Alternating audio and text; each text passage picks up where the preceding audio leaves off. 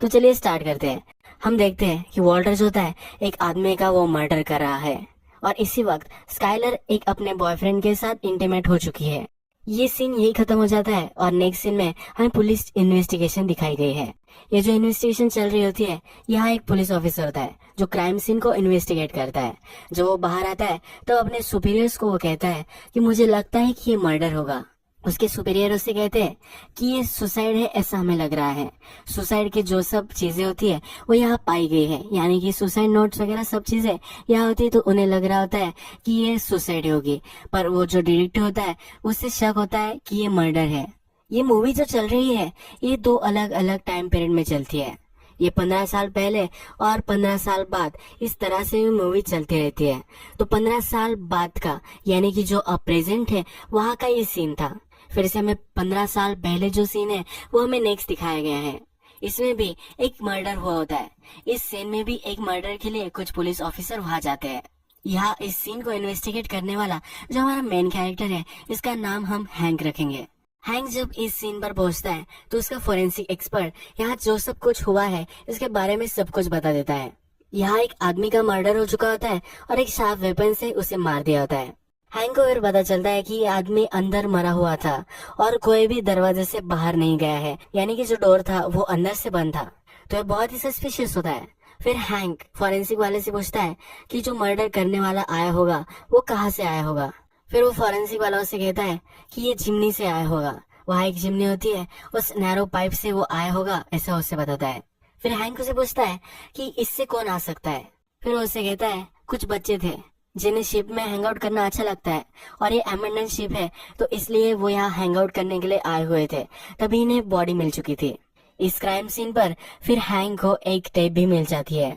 अब एक crime scene से वो अपने पुलिस स्टेशन में आ जाते हैं। अपने पुलिस स्टेशन में आने के बाद उसका जो सुपीरियर होता है वो इस केस पर डिस्कस कर रहा होता है। इस केस में उन्होंने फिगर आउट किया होता है कि जो सस्पेक्ट है वो एक औरत है। ये वही औरत होती है जिसको जो आदमी मर चुका है वो हमेशा पैसे भेजता रहता था। उस औरत का उस विक्टिम से कनेक्शन था, उन दोनों की रिलेशनशिप थी, ये एक अफेयर था क्योंकि विक्टिम की वाइफ और लड़का दोनों थे, पर ये अफेयर वो उस औरत के साथ कर रहा था। ये जो औरत होती है जो सस्पेक्ट होती है तो उसने उससे बहुत सारे पैसे भी लिए होते हैं। तो पुलिस वालों को अब लग रहा होता है कि इसके पास मोटिव था और इस वजह से ये इसको मार सकती है। हैंक जो होता है, जो टेप उसे मिली होती है उसे ही सुन रहा होता है, उसे इस थेरीज में कुछ ज्यादा इंटरेस्ट नहीं होता। फिर वो उसे डांटते हैं और जो सस्पेक्ट औरत है उसके पास उसे भेज देते हैं। ये औरत जहाँ रहती है उसे घर के यहाँ वो आते हैं। उसका घर बंद होता है, वहाँ फिर एक लड़की आती है जो उस घर को ओपन करती है। उस औरत की ये बेटी होती है। ये घर में जाती है और हैंक उससे पूछता है कि तुम्हारी मदर कहाँ है। उसे अंदर आना होता है पर वो लड़की पहले उसका बैच पूछती है, उसके बाद ही उसे अंदर आने देती है। ये लड़की बहुत ही केयरफुल होती है। जब ये अंदर आती है तब उनसे ज्यादा कुछ बोलती नहीं, ये अपनी जो बुक होती है वही पढ़ने लग जाती है। ये जो बुक वो पढ़ रही होती है ये बहुत ही फेमस होती है और हैंक इस बुक को अब नोटिस करता है। मैं आपको यही बता दूं कि ये जो छोटी लड़की है इसी का नाम ही स्काइलर है। जैसा हमने मूवी के फर्स्ट में देखा था कि किसी आदमी के साथ वो इंटीमेट हो चुकी थी, तो यही वो स्काइलर है। फिर हैंक उससे क्वेश्चन पूछना स्टार्ट कर देता है। वो कहता है कि जो आदमी मर चुका था क्या तुम उसे जानती हो। वो कहती है कि हाँ मैं उसे जानती हूँ। फिर वो पूछता है कि तुम उसे कैसे जानती हो। वो कहती है कि वो कभी कभी यहाँ आया करता था। थोड़ी देर में स्काइलर की मदर भी वहां जाती है। स्काइलर की मदर वहां आकर उनसे पूछती है कि तुम लोग यहाँ क्यों आए हो। फिर उसे कहते हैं कि तुमने उससे पैसे लिए थे और कभी पे बैक नहीं किया था, तो इसी वजह से हम इन्वेस्टिगेट करने के लिए आए हैं। फिर स्काइलर की मदर डिटेक्टिव को बाहर जाने के लिए बोलती है। वो अंदर आकर स्काइलर से बात करती है। वो कहती है कि तुमने कुछ बताया तो नहीं ना। स्काइलर कहती कि नहीं, मैंने कुछ भी नहीं बताया है। स्काइलर फिर कहती है कि कुछ पैसों के लिए हम अब ये सब नहीं कर सकते। उसकी मदर उस पर चिढ़ जाती है, बोलती है कुछ पैसे, अगर पैसे नहीं होगे तो तुम क्या स्ट्रीट पर रहोगी। तुम्हें अपना माउथ शट रखना है, कुछ भी तुम्हें किसी को कुछ भी बताना नहीं है। फिर ये कहकर उसकी मदर वहां से चली जाती है। इसके बाद मूवी के प्रेजेंट में हम फिर से आ जाते हैं और हमें स्काइलर एक स्कूल में टीचर है ये दिखाया जाता है। वॉल्टर हमें एक ट्रेन स्टेशन पे दिखता है और आज उसका बर्थडे होता है। एक लॉकर में वो जाता है और वहाँ उसके लिए एक गिफ्ट रखा हुआ होता है। वो देखकर उसके चेहरे पर स्माइल आ जाती है। नेक्स्ट सीन में हम देखते हैं कि एक मिलियनर आदमी अपने हेलीकॉप्टर से नीचे उतरता है। वो एक जगह जाता है जहाँ पे वो बड़ा सा कॉम्प्लेक्स बनाने वाला होता है। उसने एक डिटेक्टिव को हायर किया होता है। उससे वो बात करता है तो डिटेक्टिव उसे कहती है कि मुझे एक चीज गलत लगी थी। ये जो डिटेक्टिव होती है इस मिलियनर ने क्यों हायर की होती है, इसके पीछे एक रीजन है। जो अपनी स्काइलर होती है वो इस मिलियनियर के साथ सोती हुई हमें पहले सीन में दिखी थी, यानी कि इन दोनों में रिलेशनशिप है और अपनी रिलेशनशिप को आगे लेकर जाना चाहता है। तो इसीलिए उसका बैकग्राउंड चेक कर कर उसमें कुछ गड़बड़ तो नहीं है ये वो चेक कर रहा होता है। इसी वजह से इस इन्वेस्टिगेटर को उसने हायर किया होता है। तो इन्वेस्टिगेटर उसे कहती है कि जो स्काइलर है ये एडॉप्टेड है। ये जब वो कह देती है तो मिलीनियर वहां से चला जाता है और इस डिटेक्टिव को और भी काम करना होता है। ये मिलीनियर फिर स्काइलर से मिलने आता है। स्काइलर एक फैशन डिजाइनर होती है और उसके लिए एक बड़ा सा शोरूम में खोल कर दे रहा होता है। तो स्काइलर इसके लिए उसे थैंक यू बोलती है। वो कहती है कि छोटा सा भी अगर तुम कर देते तो भी ठीक रहता, इतना बड़ा तुम्हें करने की कोई भी जरूरत नहीं थी। मिलियनर उससे कहता है कि ऐसी कोई भी बात नहीं है, सिर्फ थैंक यू मुझे चलेगा। नेक्स्ट सीन में हमें दिखता है कि स्काइलर का जो भी रूटीन होता है वो जहाँ भी जाती है वह प्राइवेट इन्वेस्टिगेटर उस पर हमेशा नजर रख रही होती है। वॉल्टर जो होता है वो एक बार में काम करता है, उसकी गर्लफ्रेंड भी उसके साथ वही काम करती है। फिर से हमें मूवी पास्ट में दिखाई गई है। 15 इयर्स पास्ट में हम जाते हैं और हमें दिखता है कि जो हैंक है वो जिस आदमी मर चुका था उसके घर पर आया है। वो उसके वाइफ से मिलता है। वहाँ का जो सर्वेंट होता है उससे भी बातें करता है। वो उनसे पूछता है कि जब ये मर्डर हुआ था तो तुम सब लोग क्या कर रहे थे। तो उसे कहते हैं कि हम एनिमल किंगडम देख रहे थे। फिर डिटेक्टिव पूछता है कि इस पर कौन सा शो चल रहा था। उसे कहते हैं कि एक मंकी था, उसका बेबी मर चुका था तो उसे ड्रैग करते हुए जंगल से जा रहा था। यही शो यही एपिसोड चल रहा था। विक्टिम का जो बेटा होता है वो नीचे नहीं होता तो ऊपर जाकर अपने रूम में वो होमवर्क कर रहा होता है। तो हैंक वही भी आ जाता है। जो वहां पहुंचता है तो वहां वही बुक दिखती है जो स्काइलर के पास थी। हैंक फिर उस लड़के से अपना नाम पूछता है। वो उससे कुछ क्वेश्चन पूछना चाहता है पर जो विक्टिम था उसका जो सर्वेंट है वो वहां आ जाता है। वो उससे डिस्टर्ब कर देता है, उसे बात नहीं करने देता। ये जो बच्चा है इसी का नाम वॉल्टर है, जो हमें मूवी के प्रेजेंट में भी दिख रहा है, जिसने एक आदमी का अभी भी मर्डर किया है। ये वही वॉल्टर है। ये जो सर्वेंट होता है ये जाते जाते डोर में उससे बात कर जाता है। वॉल्टर को कहता है कि हमने जैसा रिहर्सल किया है वैसा ही तूने बताया या नहीं, उससे पूछ रहा होता है। फिर नेक्स्ट सीन में हम फिर से मूवी के प्रेजेंट में आ जाते हैं। जैसा हमने देखा था एक आदमी का मर्डर हो चुका था, वॉल्टर ने ही उस आदमी को मारा है और ये जो आदमी अभी अभी मरा है ये वही सर्वेंट था जो 15 साल पहले वॉल्टर के घर में काम कर रहा था। वॉल्टर ने उसी के सर्वेंट को मार दिया है। अब ये सर्वेंट के केस के लिए जो डिटेक्टिव है वो वॉल्टर की मदर के यहाँ आया हुआ होता है। उसके मदर से क्वेश्चन पूछ रहा होता है। फिर उससे क्वेश्चन करता है और पूछता है कि जब तुम्हारा हस्बैंड मर चुका था तो उसके बाद तुम सर्वेंट के साथ रही थी। उसे कहती कि हाँ, तब मैं यंग थी। फिर वो पूछता है कि तुम्हारे सन का क्या, वो अब कहाँ है। वॉल्टर की मदर को वो कहाँ है ये मालूम नहीं होता। फिर डिटेक्टिव पूछता है कि क्या वो अपने फादर से प्यार करता था। वो कहती है कि हाँ, वो उससे प्यार करता था। फिर जो मदर होती है उसे क्वेश्चन ज्यादा होने लग जाते हैं तो डिटेक्टिव को जाने के लिए बोलती है। जिससे हम 15 साल पहले तक पहुंच जाते हैं। वहाँ पर जो छोटी स्काइलर होती है वो अपने मकान मालिक के यहाँ आती है। उसे कहती है कि डोर बंद हो चुका है और मेरी मदर कहाँ है मुझे पता नहीं, प्लीज मुझे मेरे घर का डोर ओपन कर दो। फिर वो मकान मालिक उसके साथ जाता है और जब वो डोर ओपन करता है तो स्काइलर की मदर वहाँ मरी हुई पड़ी हुई होती है। जो गैस होता है वो ऑन होता है और सबको लगता है कि ये सुसाइड है। पुलिस वहाँ आती है और हैंक भी यहाँ होता है। हैंक पूरा क्राइम सीन देखता है और वहाँ उसे एक लाइटर मिलता है। इस पर जो साइन बना हुआ होता है ये जो पहले विक्टिम था उसके बेल्ट पे भी था, यानी कि स्काइलर की मदर अब मरी है। इसके खिलाफ और एक एविडेंस उसे मिल गया है। अब ये जो केस होती है इस केस में एक एविडेंस जो थी वो ये औरत ही थी, यानी कि स्काइलर की मदर ही थी। तो अब ये मर चुकी है तो इसी वजह से वो अब ये केस बंद कर दे रहे होते हैं। पर अभी भी हैंक को लग रहा होता है कि यहाँ कुछ तो गड़बड़ है। उसे सेटिस्फाइड नहीं लग रहा होता। स्काइलर की मदर ने सुसाइड नहीं की है ऐसा उसे लग रहा होता है। यहाँ हमें हैंक का पार्टनर जो होता है वो बोलता हुआ दिखता है कि उसने एक टेस्ट ली है जिससे वो एक सुपीरियर ऑफिसर बन सकता है, उसका प्रमोशन हो सकता है। हैंक इसे इतना भी सीरियसली नहीं लेता। हैंक फिर भी इस केस पर काम कर रहा होता है। जब वो मर्डर सीन की फोटोग्राफ्स देखता है तब उसे पता चलता है कि अगर गैस ऑन था तो उस पर जो करी थी वो बॉयल होकर उसे नीचे गिर जाना चाहिए था। ऐसा तो कुछ भी नहीं हुआ था। ये चीज वो अपने सुपीरियर को कहता है। उसका सुपीरियर उसके मानता नहीं और कहता है कि ये केस बंद हो चुकी है, तुम्हें इतना ज्यादा इस पर सोचना नहीं है। उसे केस बंद करने के लिए बोल देता है। हैंक इस पर चिढ़ जाता है, उसे ये नहीं करना होता और वहां से वो चला जाता है। हैंक फिर जिस शिप पर वॉल्टर के फादर मरे थे उस शिप पर आ जाता है। वह उसने अपने बेटे को लाया हुआ होता है। जिस चिमनी से मर्डर आया था उसी चिमनी से एक बच्चा ही जा सकता है, तो इसीलिए वो अपने बच्चे को वहां लाता है। उसके बच्चे को क्रिसमस के लिए एक बाइसिकल चाहिए होती है, तो इस लालच में वो एक काम करने के लिए रेडी होता है। हैंक का सन जब नीचे उतर रहा होता है तो हैंक उतना ज्यादा उस पर ध्यान नहीं देता। वो स्मोकिंग कर रहा होता है और बहुत ही इररिस्पॉन्सिबल होता है, तो उसका बच्चा वहां से गिर जाता है और वहां नीचे गिरकर वो मर जाता है। वैसे हम मूवी के प्रेजेंट में आते हैं और जो डिटेक्टिव थी वो मिलीनियर के पास आई हुई होती है और उसे कहती है कि जो स्काइलर है उसका एक स्टॉकर हुआ करता था। फिर वो मिलीनियर से कहता है, ये जो स्टॉकर है इसके बारे में तुम सब कुछ पता करो और इसका सब सही ठिकाना लग जाना चाहिए।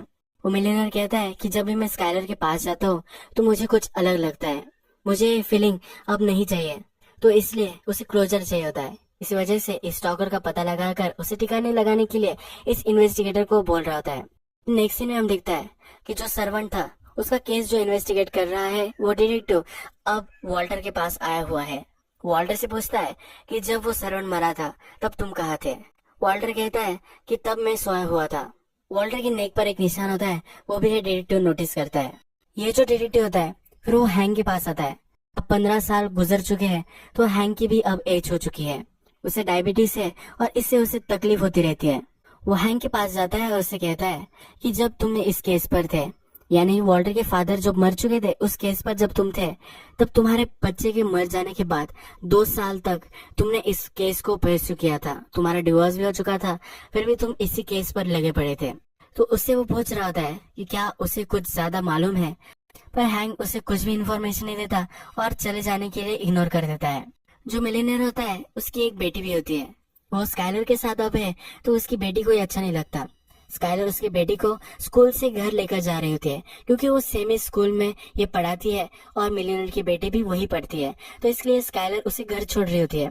तो इन दोनों में नहीं पढ़ती है, तो वो बेटी उसे कहती है कि तुम्हें मेरे साथ प्रिटेंड नहीं करना है, तुम जो स्माइल कर रही हो वो भी फेक है, ये मुझे पता है। नेक्स्ट सीन में हम देखते हैं कि डिटेक्टिव अब उस सर्वेंट के घर पर आया हुआ है और क्राइम सीन को अभी भी इन्वेस्टिगेट कर रहा है। इसके बाद एक वीक बीत जाता है। हैंक को लगता है कि इस डिटेक्टिव को उसे मदद करनी चाहिए। इसके लिए जब वो उसकी इंक्वायरी करने के लिए कॉल करता है तो उसे पता चलता है कि डिटेक्टिव मर चुका है। हैंक फिर इस काम में फिर से लग जाता है।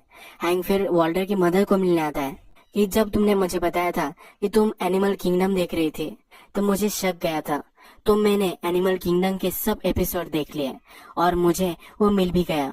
उसे बता रहा होता है कि मुझे प्लीज बता दो कि उस दिन क्या हुआ था, पर वॉल्टर की मदर उसे कुछ भी नहीं बता रही होती। फिर नेक्स्ट सीन में हमें दिखता है कि जो डिटेक्टिव मिसिंग है उसे वॉल्टर गार्ड रहा होता है। ये एक गार्डन होती है जहाँ उसे गार्ड देता है। फिर नेक्स्ट सीन में हमें दिखता है कि मिलीनियर और स्काइलर दोनों इंटीमेट हो चुके होते हैं। तो मिलीनियर उससे पूछता है कि तुम मुझसे क्यों प्यार करती हो। स्काइलर कहती है कि तुम बहुत ही रिच हो इसीलिए मैं तुमसे प्यार करती हूँ। तो वो पूछता है कि तुम्हें कितने पैसे चाहिए। स्काइलर कहती है कि मुझे कभी पैसों की चिंता ना करनी पड़े, इतने पैसे अगर मेरे पास आ गए तो मुझे कोई भी चिंता नहीं होगी। फिर हमें देखता है कि इस मिलीनियर को कॉल आ जाता है। स्काइलर का जो स्टॉकर था वो अब पकड़ा जा चुका है। जो हैंक है वो अभी भी इन्वेस्टिगेशन कर रहा है। तो जो मिलीनियर ने प्राइवेट इन्वेस्टिगेटर हायर किया होता है वो उसे वहां देख लेती है, वो उसे बेहोश करने की कोशिश कर लेती है, पर हैंक उसे पकड़ लेता है और जो भी उसने इन्वेस्टिगेट कर रखा होता है वो सब देखता है। वहाँ उसे पता चल जाता है जो स्काइलर है उसने अपना नाम चेंज कर कर अब वो रह रही है मिलीनियर के साथ, वो रिलेशनशिप में है और वो मिलीनियर उसे शादी भी करना चाहता है। ये सब इन्फॉर्मेशन अब उसे मिल चुकी है। स्काइलर जिस बिल्डिंग में रहती है उसी बिल्डिंग के नेक्स्ट बिल्डिंग में हमें वॉल्टर दिखता है। वो दोनों एक दूसरे को खिड़की से देख सकते हैं, यह हमें पता चलता है। हैंक को अब पता होता है कि स्काइलर का जो स्टॉकर था वो भी पकड़ा जा चुका है, तो इस स्टॉकर से वो मिलने के लिए जाता है। ये स्टॉकर उसे यहाँ कहता है कि मैं उससे प्यार करता था इसलिए मैं उसके आगे पीछे घूमता था, पर जो रियल स्टॉकर था वो अलग ही था कि अगर तुम उसे देख सको तो क्या पहचान जाओगे। ये स्टॉकर भी यहाँ हाँ कहता है। हैंक को अब यहाँ पता चल चुका है कि वॉल्टर और स्काइलर इन दोनों में कुछ ना कुछ तो रिलेशनशिप है। जो प्राइवेट इन्वेस्टिगेटर होती है वो स्काइलर के पुराने स्कूल में आती है। वहाँ की एक टीचर उससे कहती है जो स्काइलर थे और वॉल्टर ये दोनों एक ही स्कूल में पढ़ते थे। वॉल्टर के फादर को स्काइलर की मदर ने मारा है, इसी वजह से एक ही स्कूल में रहना इन दोनों के लिए बहुत ही डिफिकल्ट था। स्काइलर को बच्चे तंग करते थे, उसका जीना उन्होंने हराम कर दिया था, पर वॉल्टर ने कभी भी उसे तंग नहीं किया था। फिर हमें वॉल्टर उसकी गर्लफ्रेंड के साथ दिखता है, वो इंटीमेट हो जाते हैं। ये खत्म हो जाने के बाद उसकी गर्लफ्रेंड उससे पूछती है कि क्या तुम कभी भी सेटिस्फाइड नहीं होते। उसे स्काइलर के बारे में पता होता है। वो पूछती है कि तुम उसके साथ जब थे तो वो कैसा था। जो वॉल्टर होता है वो स्काइलर से बहुत ही प्यार करता है, वो किसी औरत के साथ सेटिस्फाइड नहीं हो सकता।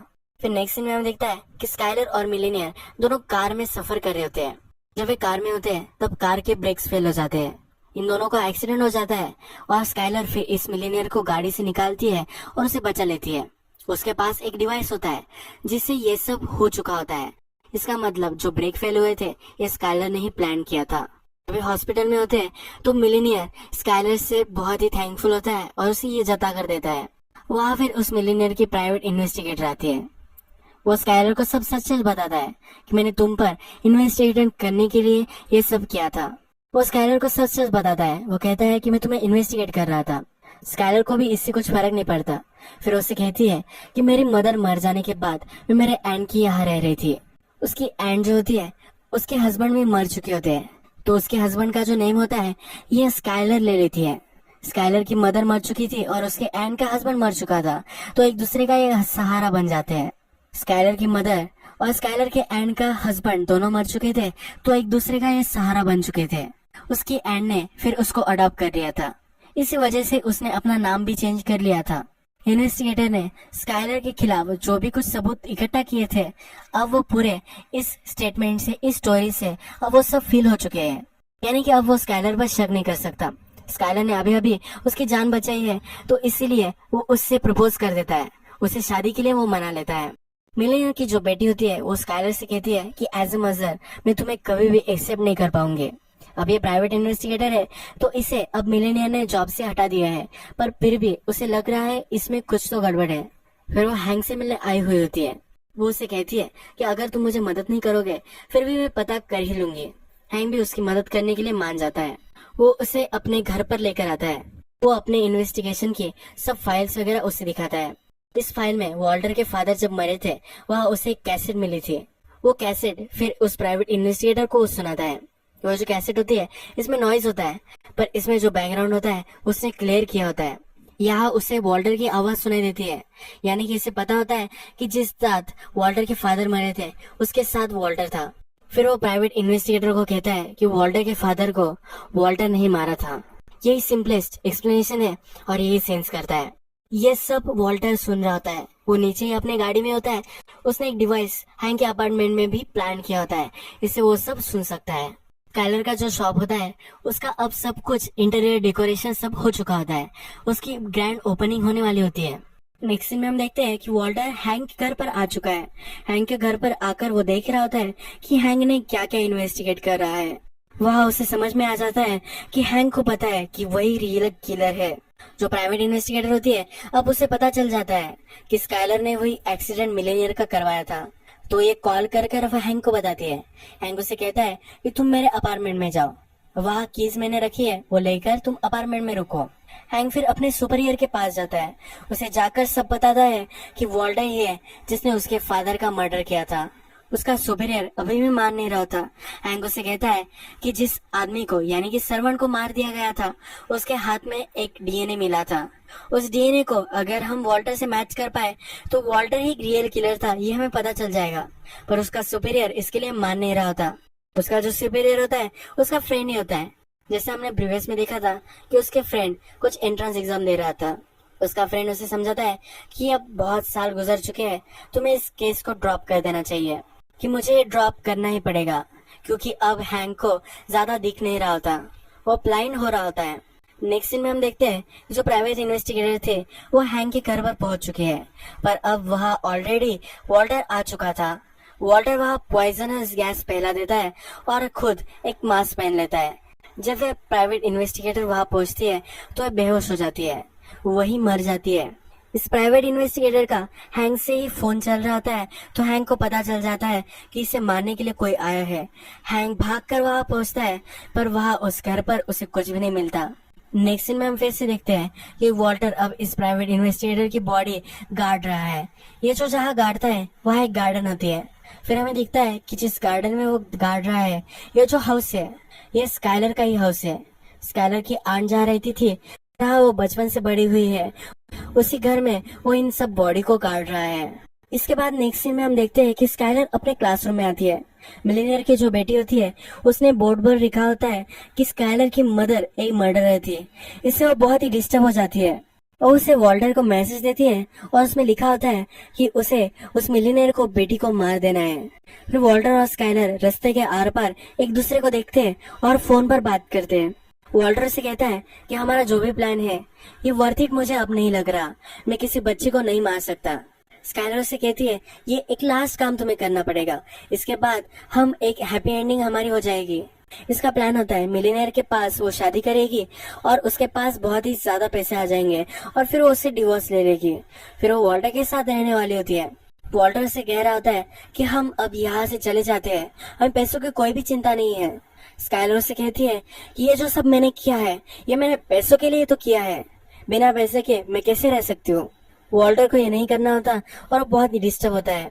जो सब मर्डर्स वॉल्टर कर रहा है अब वॉल्टर के मदर को पता है।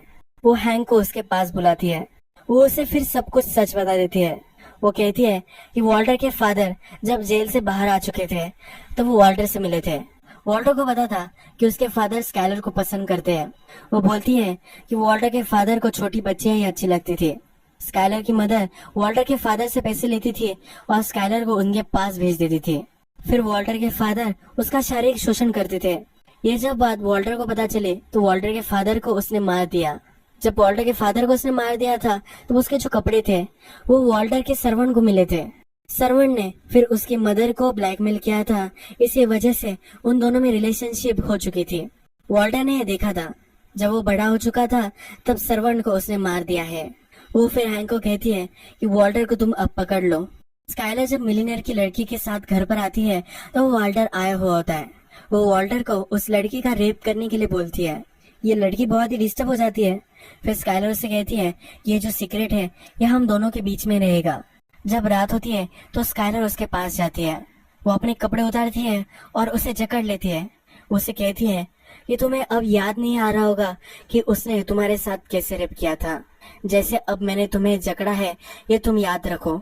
वो उसे कहती है कि जब मैं छोटी थी तब मेरे साथ भी यही हुआ था, तुम ये कभी भूल नहीं सकोगी, पर अब हम दोनों में ये कॉमन है। फिर नेक्स्ट सीन में दिखता है कि हैंक अब इमेजिन कर रहा होता है कि कैसे वॉल्टर ने उसके फादर को मार दिया होगा। यह सीन फिर हमें दिखाया गया है। अपने फादर को देख लेता है जब वो स्काइलर के साथ होता है। वो बहुत ही गुस्से में होता है और चाकू लेकर अपने फादर को मार देता है। फिर स्काइलर उसके पास आती है और कहती है ये तुमने तुम्हारे फादर को नहीं मारा है, इसकी जिम्मेदार मैं ही हूँ, इसमें तुम्हारा कोई भी फॉल्ट नहीं है।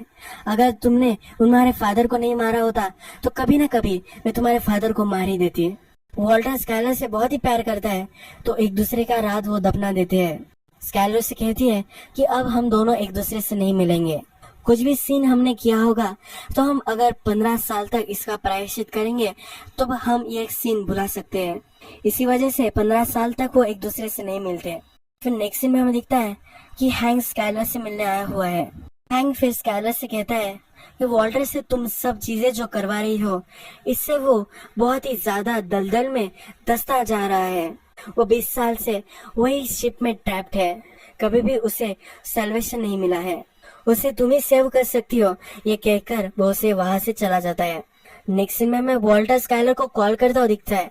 उसे कहता है कि अगर मैं तुमसे प्यार नहीं करता और अगर मैं मेरे फादर को नहीं मारता तो मेरे साथ क्या होता। वो अब सेकंड डाउट्स कर रहा होता है।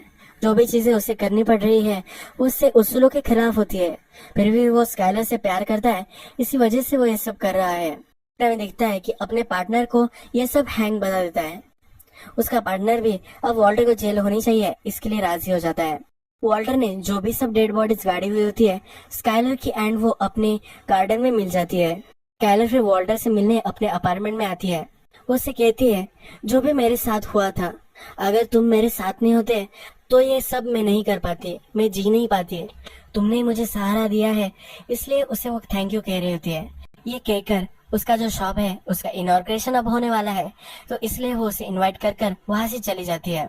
अब हैंक का प्लान होता है कि जो स्काइलर का इनॉग्रेशन है वो जिस डेट पर था उसी डेट पर वॉल्टर के फादर भी मरे थे।